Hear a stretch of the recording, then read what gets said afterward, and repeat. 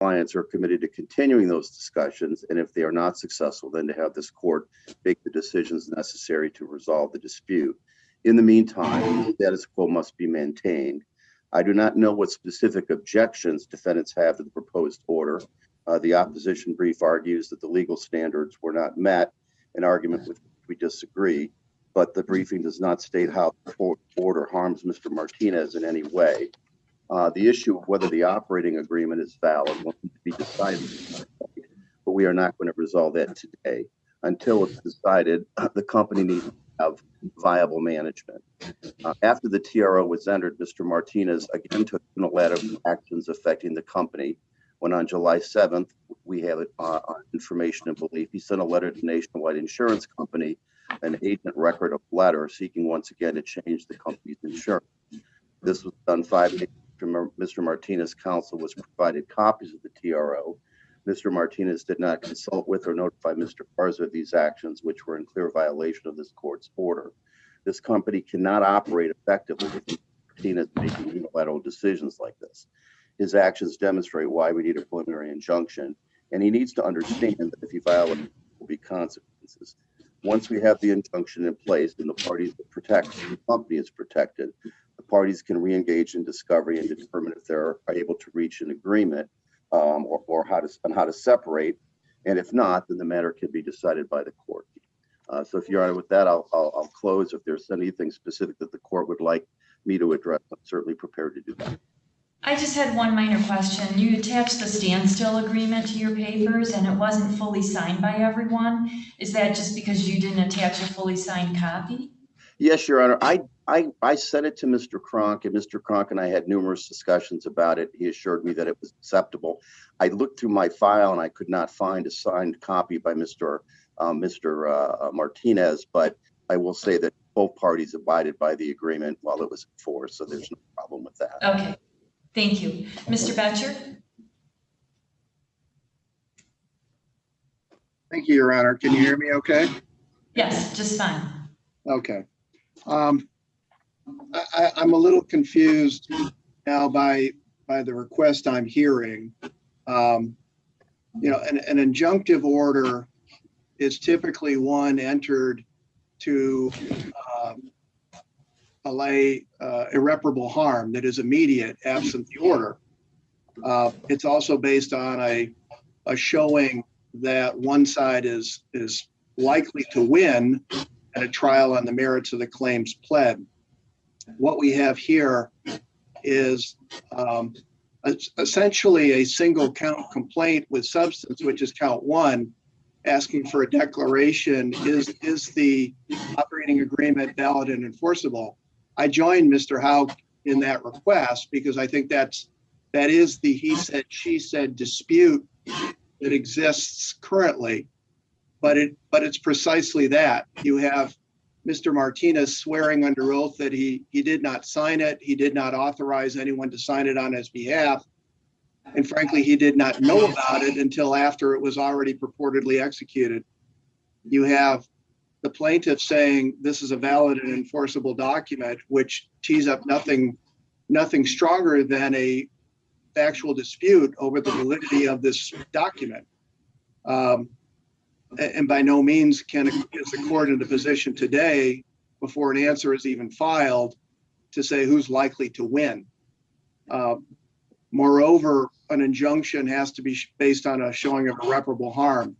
I don't doubt, and I have to concede to all listening, my involvement in this dispute was only began after the motion for the injunction was filed.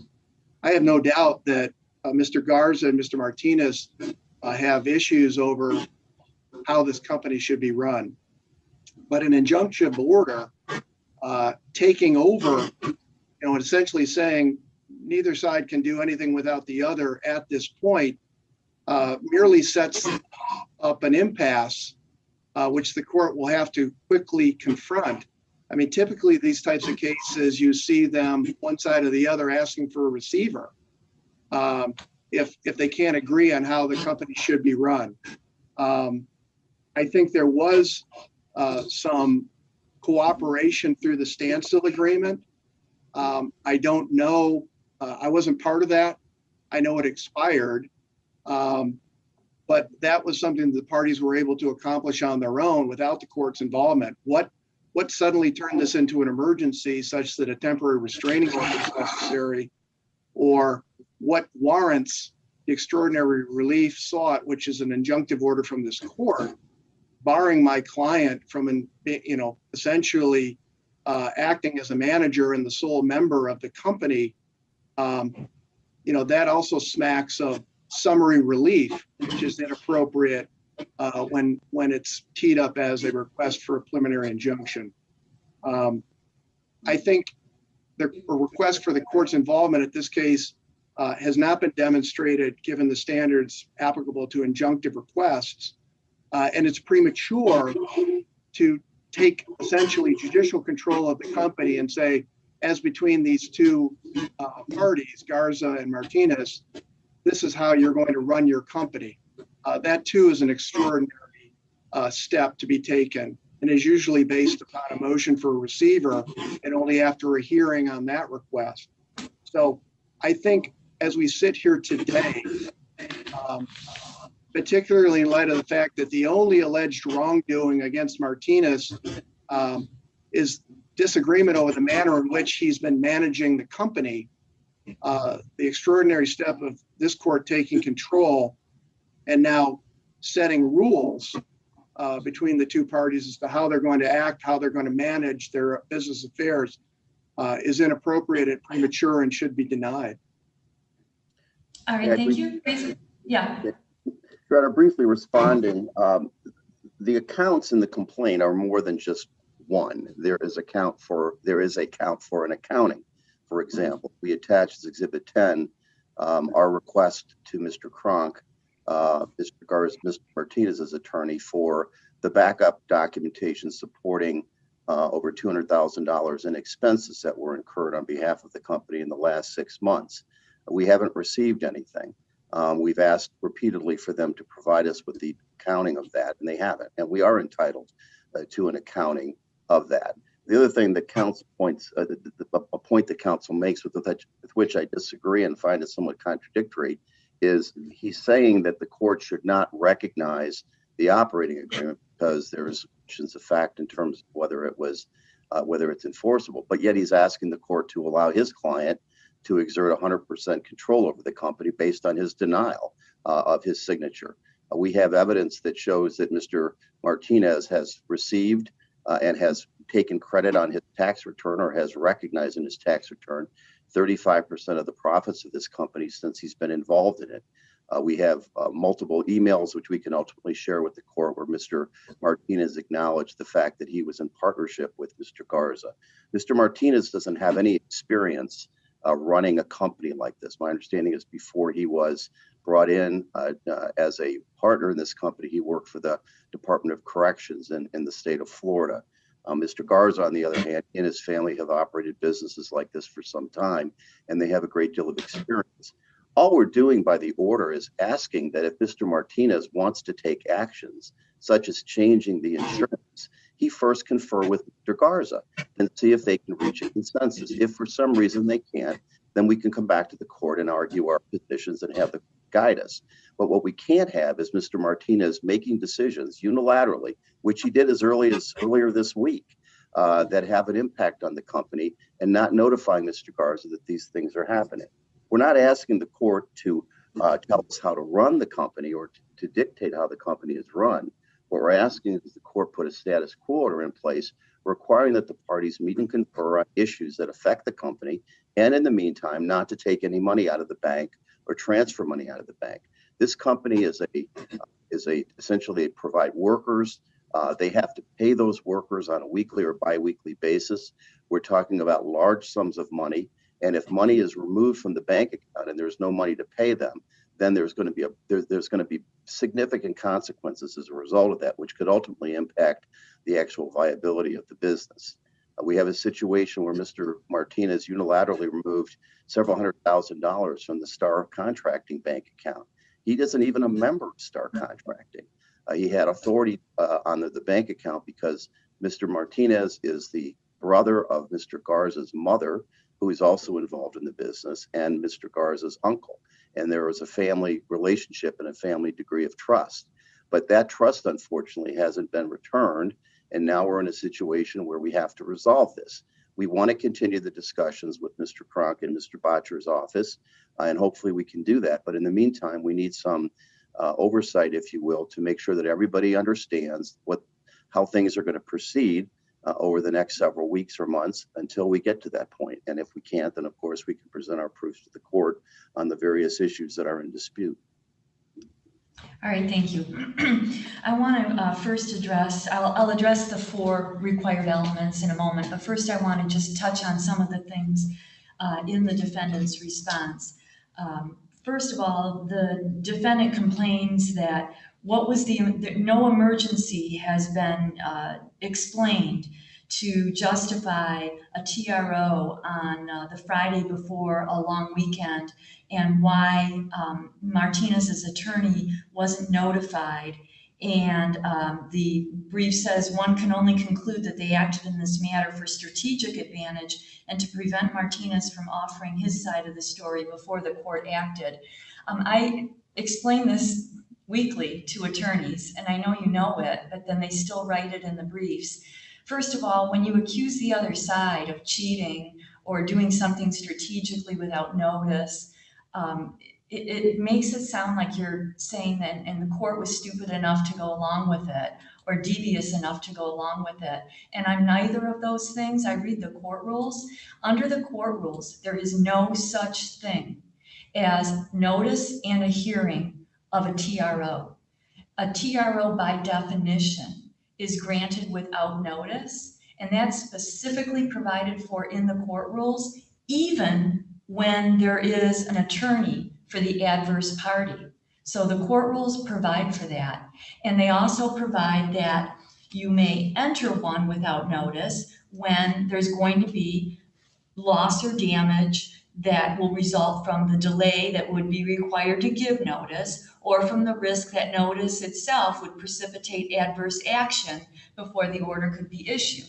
So by definition, the other side, when those situations are met, one of them, then the other side doesn't get a chance to tell their side of the story before issuing the TRO, because that's what the court rule says. And you don't even have to call up the other attorney and give oral notice. Now, maybe it's a courtesy that sometimes people do it, but it's not required by the court rules.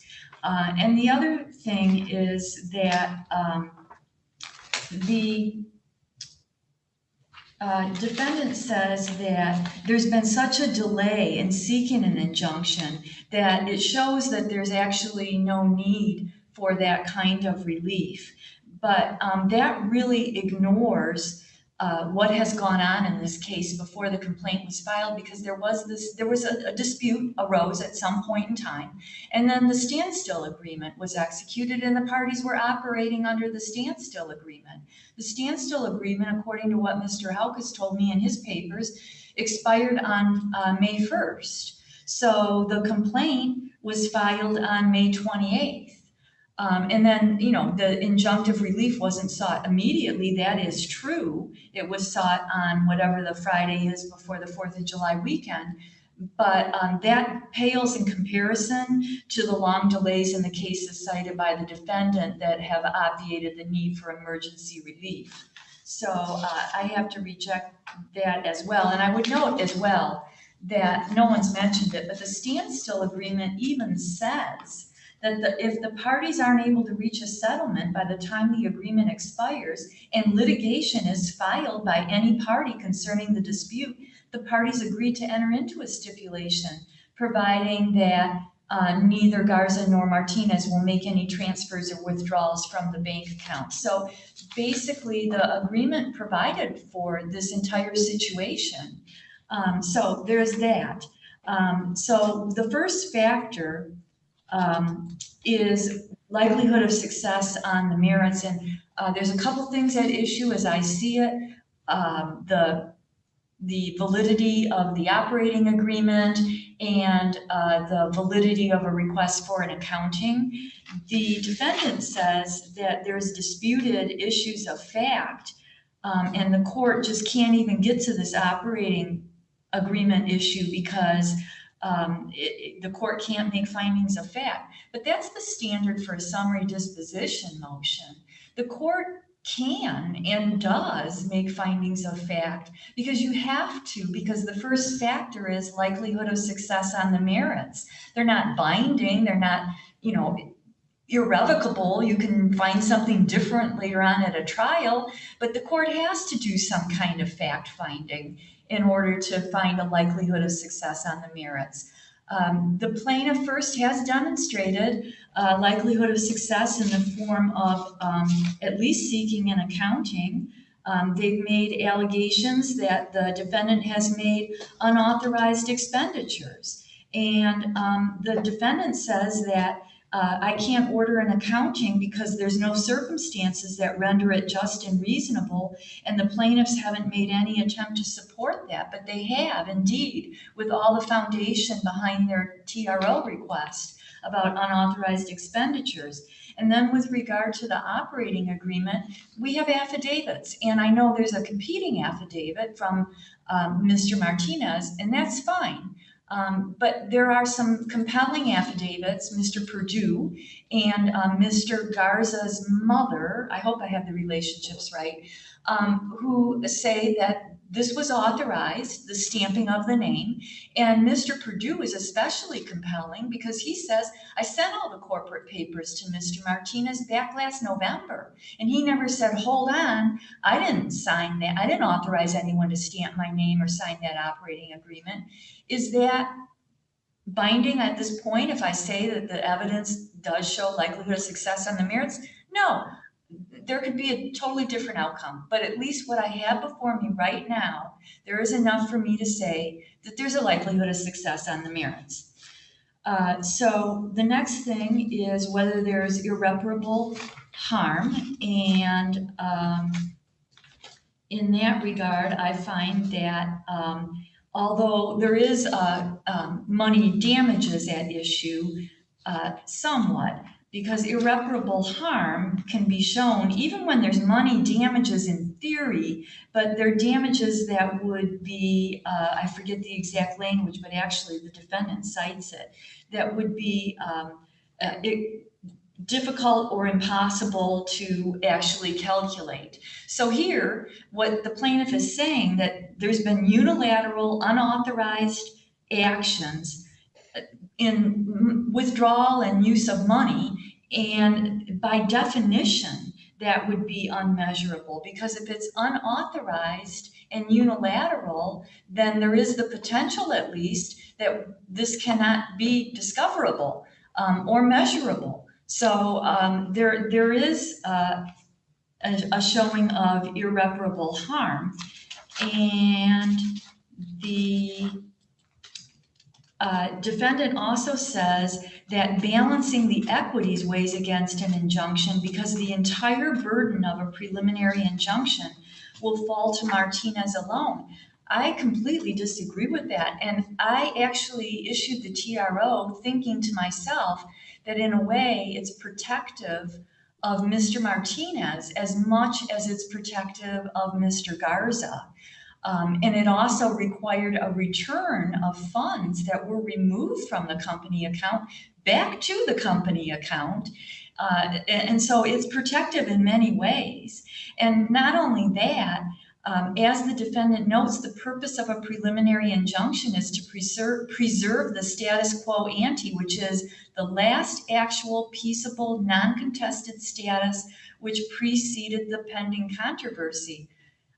I could be wrong, but that seems to me to be the standstill agreement, which really the injunction carries on in a sense, with some additional provisions, but it carries forth the spirit of the standstill agreement.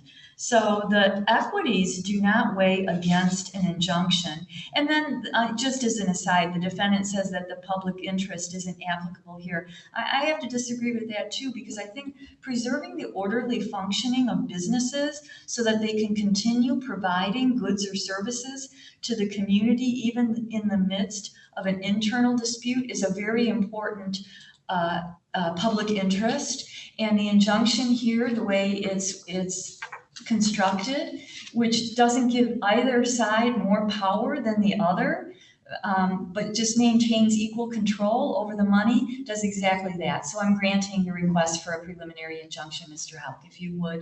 Thank you, Your Honor. We did submit with the exhibits to our motion a form of the preliminary injunction that I submitted to Mr. Kronk prior to filing the motion, asking for essentially for this relief. So if Your Honor would like, you can simply cross out the stipulated part and execute it, or we can submit a new order, whichever the court prefers. I think Okay. it's Exhibit 8. I'm trying to find it, but I'll find it. I think it's Exhibit 8, Your Honor. Okay, I don't have Exhibit 8 in front of me right now. I will find it. We don't have files, physical files at the court anymore, so it's a little challenging for me, but I'll find it. It's in our computer system, and I'll print it off and sign it, and we'll have it sent out. Thank you very much, Your Honor. Appreciate your time today.